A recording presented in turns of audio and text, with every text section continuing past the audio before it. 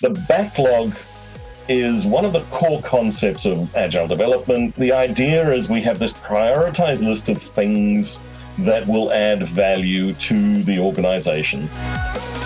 Welcome to Process Pioneers, the show that takes a deep dive into the minds of decision makers, key influencers, and process experts who are pioneering the world of everything process.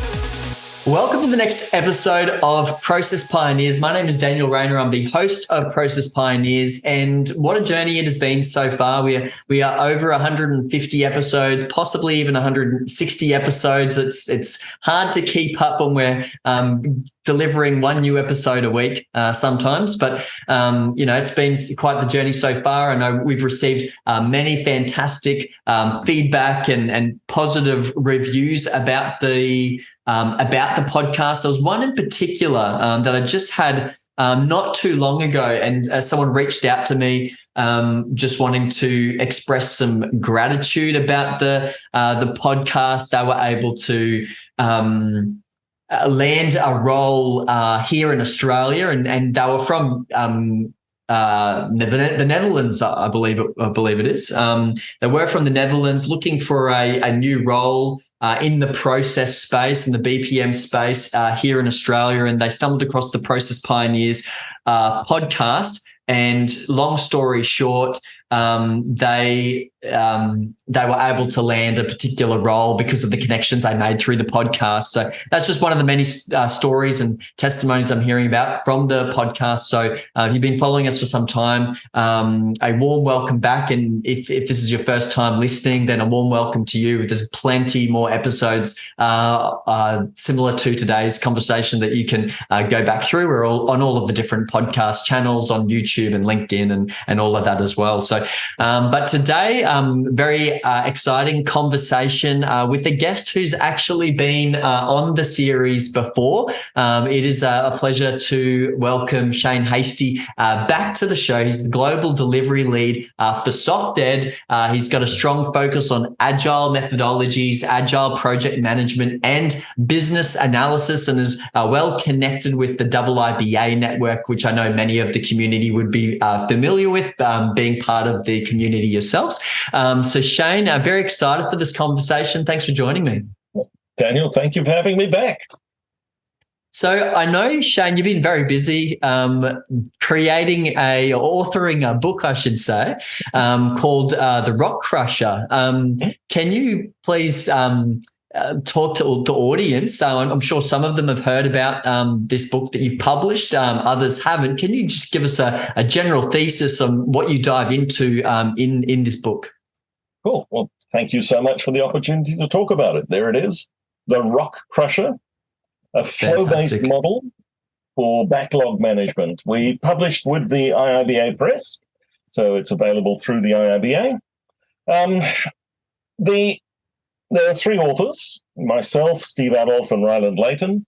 The three of us worked together on the agile extension of the business analysis body of knowledge. Steve and I have known each other since about 2010, 2011, and we all saw similar things happening in our work. Organizations struggle with backlogs. The backlog is one of the core concepts of agile development. It was first described in the Scrum framework way back in 1986. But the idea is we have this prioritized list of things that will add value to the organization, things that that teams work on. And it doesn't flow in many organizations. It's not a flow, it's a reservoir. It's a place sometimes where ideas go to die. One organization I went into, and they shall remain nameless. We were talking about the trouble they had, the time it took to get ideas from idea to into the hands of customers. That flow of value, and we went back through their backlog.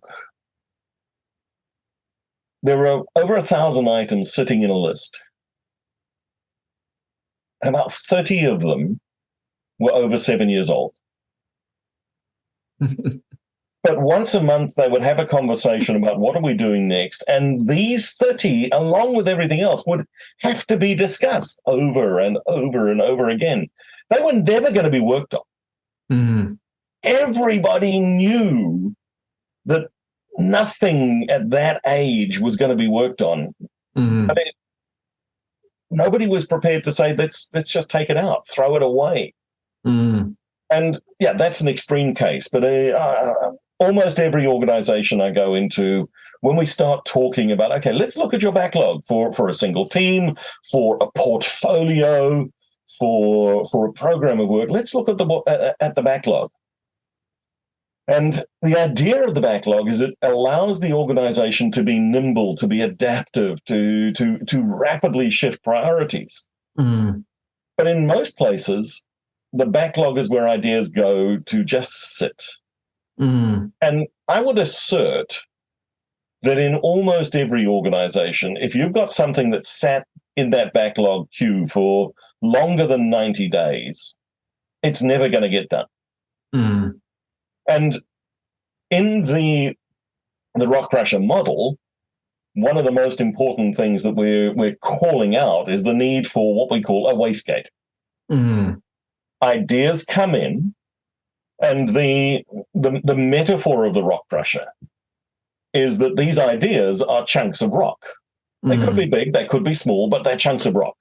Mm. In them, there are gems. Mm. You've got to crush the rock enough to figure out whether there is a gem there. Mm-hmm. And if there is a gem, you take the gem and you discard the rest. Mm-hmm. And that's the wastegate. Mm. So even if it's a big, big rock, a whole new initiative, one of the first things you need to be able to look at is, compared to all the other initiatives in the organization, is this one worth doing? Mm. Mm. Not, is this some high-paid person's great idea? Is this genuinely worth doing? Yeah, yeah. If it's not, kill it now. Yeah. Take it out through the wastegate, just discard it. It's a piece of regoloth. Just throw it away. Mm. On the other hand, yes, it is. This looks like it's worth doing. Okay, now let's break it apart into the chunks that we can define as discrete bits of value. And again, throw away a lot. Where's the gems? Where are the really valuable pieces? Mm. And the crusher breaks these things down in a regular cadence. Now, what that cadence is, of course, depends on the organization. You might have a strategic and a tactical view.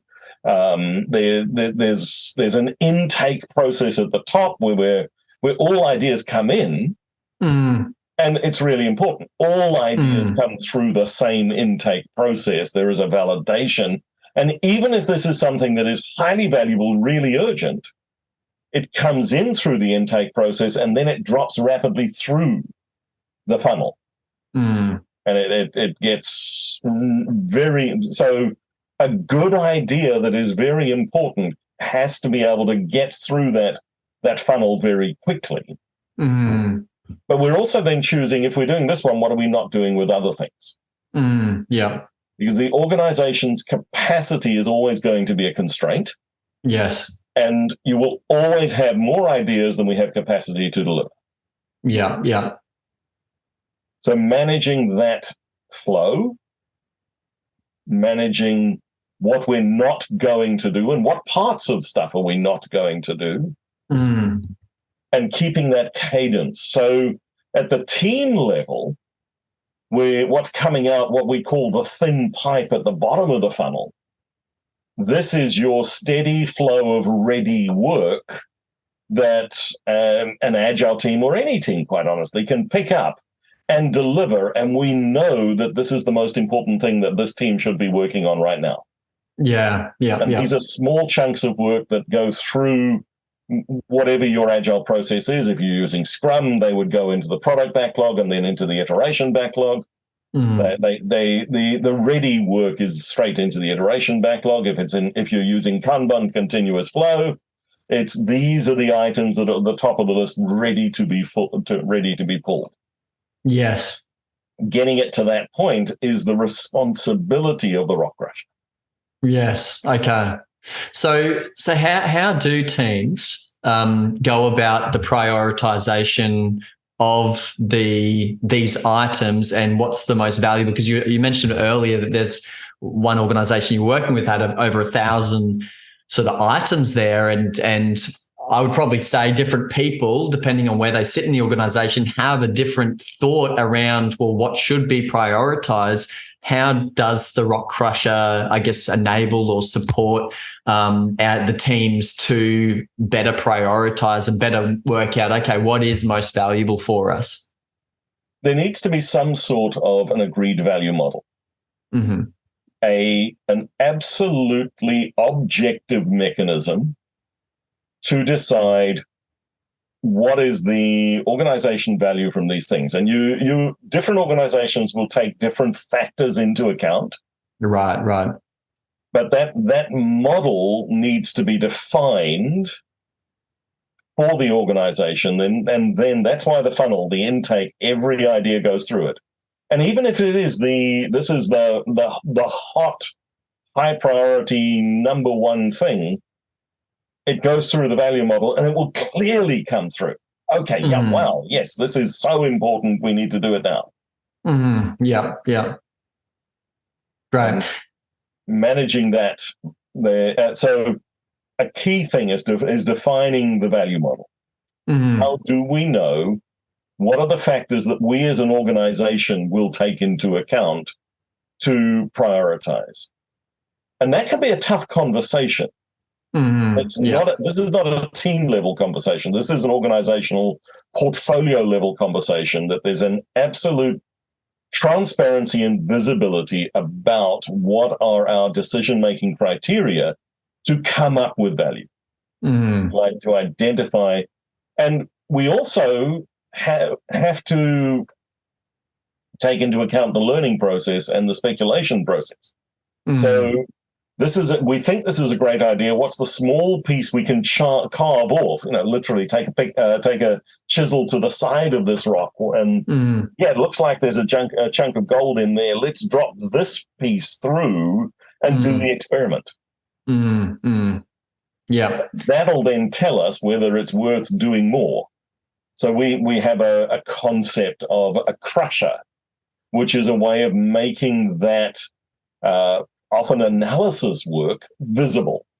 One of the challenges with many of the agile processes is organizations have lost track of the work that is involved in making work visible. Yes. Okay. And I guess it's, having that visibility, that transparency ultimately allows you to make better decisions at the end of the day. Yeah. And if for some of these items is what happens when I would imagine over time, even across 90 days, you were saying that, you don't want items sitting there for 7 years, ideally maximum 90 days. Even over 90 days, some of these could still adapt and evolve and change in terms of priorities and the direction that the organization's heading and what's required to support that. Yeah. I guess taking this iterative approach, as you're describing there, taking a chisel and just knocking off a little bit. It's not, I guess you're not trying to bite off more than you can chew, but let's find those small wins, that quick value. I guess it goes back to the 80-20 rule, where you talk about, 20% of the work is going to produce 80% of the value. So is it all about finding what that 20% is, would you say? It's part of it's finding out the 20%, but part of it is also just figuring out, is it worth it? And sometimes we don't know. Desirable, feasible, viable is one of the three criteria for a product. Well, sometimes the risk is around feasibility. Can we do it? So if that's the case, then the chunk that I'm chopping off to test is the most complicated technical piece. Let's see, can we do this? If the uncertainty and risk is around, can we do this? Well, how do we figure that out? Yeah. If the uncertainty and risk is feasible, not feasible, desirable, do our customers want this? Then the chunk I'm going to break off and do an experiment with will be about confirming desirability. So here we might talk to what is, in lean startup terms, the minimum viable product. What is the small experiment we can do that will prove whether or not there is a genuine need for this, a desire for this in the marketplace? And then viable is, can we build it? Do they want it? Is it worth it for us? Are we, as an organization, able to do this? Yes, we know technically we can, but should we do it compared to all the other things that we've got in our list of organizational priorities? Yeah. And only if those three things are validated do we take it further. Yes. Okay. Now, I'd imagine that there's many organisations out there that don't have a good approach to backlog management. For organisations that are looking to maybe adopt the rock crusher method or approach, what would you advise them as first steps? Because I'm sure we've got people listening to this where maybe you're piquing their interest because this is an internal issue that they've recognised, and they're thinking, okay, we're here from now. What do we do as our first step? So, okay, I'm gonna blatantly do self-promotion. Buy the book. but more important, the first step: figure out where is your bottleneck? Where is the problem? Is it at strategic decision making, or is it at the coming out of the funnel into the thin pipe? Is there where are the challenges? We have in the book, one of the chapters is, okay, where do we start? And the first thing you have to figure out is your rock crusher hypothesis. What is the problem or challenge or opportunity that you are looking to address by implementing the rock crusher? So somewhere in that funnel, in that in the crusher itself, whether it's in the intake, whether it's in the strategic to tactical handoff, whether it's in the time horizons you work with, or whether it is right at the bottom getting stuff ready. Fixing which of those will overcome the current bottleneck. And we know from theory of constraints that you fix one bottleneck, it opens the next one. Well, sure, it exposes the next one, and that's going to be a constant ongoing activity. But identifying the biggest constraint, many times that is the prioritization and the idea filtering. So if you've got 500 items in a backlog, 700 items in a backlog, even 200 items in a backlog, aging those, how long have they been sitting there? Doing the organization metrics, what is our flow rate? How long does it take us on average to get something through from becoming an idea to actually being in the hands of a customer? Defining a cutoff point. What is your aging? Is it 90 days? Is it a year?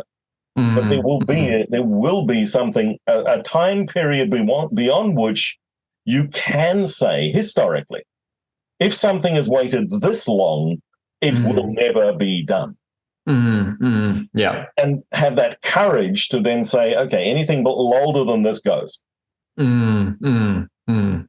Now, that's hard in some conversations because you're talking, in that case, probably with some fairly senior leaders who these are their pet ideas. Totally, totally. And the only reason they haven't been thrown away before is because nobody's had the courage to tell that person that, yeah, it's a great idea, but we're never going to do this. Yes, yes, yeah. So we have to step up into that courage to have those conversations too. Mm, mm. No, that's good. And can you provide a real world example of, because I know, it's prior to publishing this book, these I guess the approach that you've been working with many organizations with in terms of implementing successfully, sustainably. Do you have a real world example you can share where I guess similar to that example you shared at the start, where you came in, there was quite a mess there, and then the outcome of working with them and where they are today? Yep. There's an organization. I'm not at liberty to name names, but there is an organization that when we came in, they had a significant bottleneck. They had a group of 20 product owners this is quite a large product environment. It's a platform with multiple products being built on that platform. Mm-hmm. And the bottleneck, well, we were struggling to figure out. The challenge was, things are taking too long to get done. What is going on? And they had an agile process. They were using Scrum for most of their work and Kanban for the responsive stuff. They had the mechanics down pat. So the teams were working really well. The problem was prioritization would constantly change. Mm-hmm. And it seemed like there was a decision bottleneck. So somehow decisions were not being made. Mm-hmm. Now, in Scrum, the role of the product owner is supposed to make those decisions. Mm. So sitting down in a workshop with the 20 product owners, we figured out that they were actually limited. They were not able to make those decisions. Mm. And it turned out there was a single individual who had decision-making authority. It was the chief executive officer. And no decisions would be made about product priority without going to that person. Right. And it literally was at the size of the user. It wasn't just, should we do this initiative? It was, should we implement this user story? Right. Wow. And this is one of the opportunities you have when you come in as the expensive external consultant.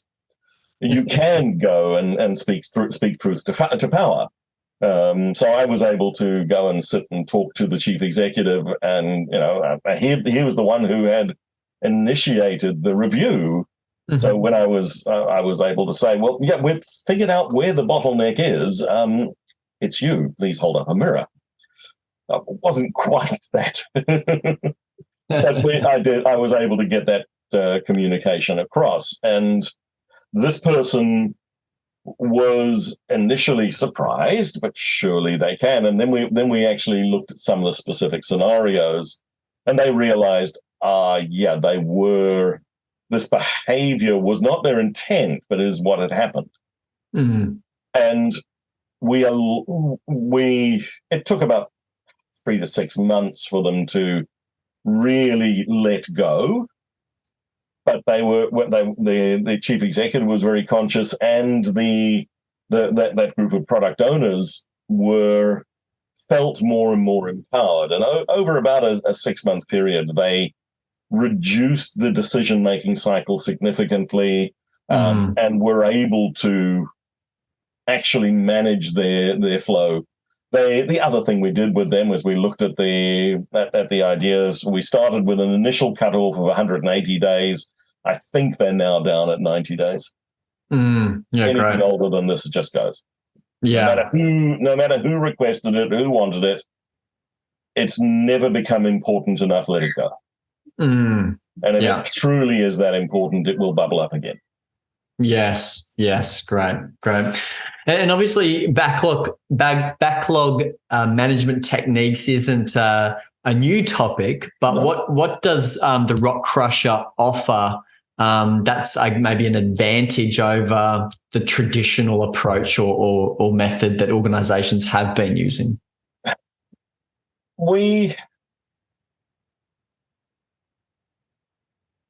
I think what we offer is this is how to actually do what you're trying to do. Right. Yeah. Scrum, for instance, provides the product owner role. We say that this is almost impossible for a single individual to do in any significant piece of work. So let's be honest about what are the skill sets and competencies that are needed there. And it may be that these can all be in one hat or hats that one person can wear. Right. On the other hand, if it's not, let's call out those roles that the product owner is trying to do. And we broke it into solution owner, backlog owner, customer representative, analysis, and subject matter expert, and then also representing different other stakeholder communities as well. And in some initiatives, in some organizations, that can all be done by one person. If you're in this guerrilla agile product, absolutely. If you're in any sort of complex environment, you probably can't put all of that onto one person. Right. We do say that there has to be a single prioritization arbiter. There must be absolutely clear prioritization rules. And there is one person who is empowered to make this is more important than that decision. It's not prioritization by committee. We've called that out as the backlog owner role, which is one of the hats that the product owner would wear. Yeah. Great. And obviously in today's conversation we're only scraping the surface of this. And for those that are listening, if this has piqued your interest and you're actually recognizing, hey, this is something we need to work on in our organization, then I'd encourage you to start with the book. I mean, I'm not sure if you're a book reader, but I'm a book reader, and I know it's a fantastic way to be introduced to maybe a new concept that I want to learn more about, and to start there. And obviously in the book, Shane, it goes into these topics much deeper, and you'll be able to, I guess, flesh out these concepts a lot more. But Shane, for those that you have piqued their interest and they want to dive into this more, beyond the book, how can they get in touch? How do they stay connected? What would you recommend them doing? I'm on LinkedIn, Shane Hastie on LinkedIn.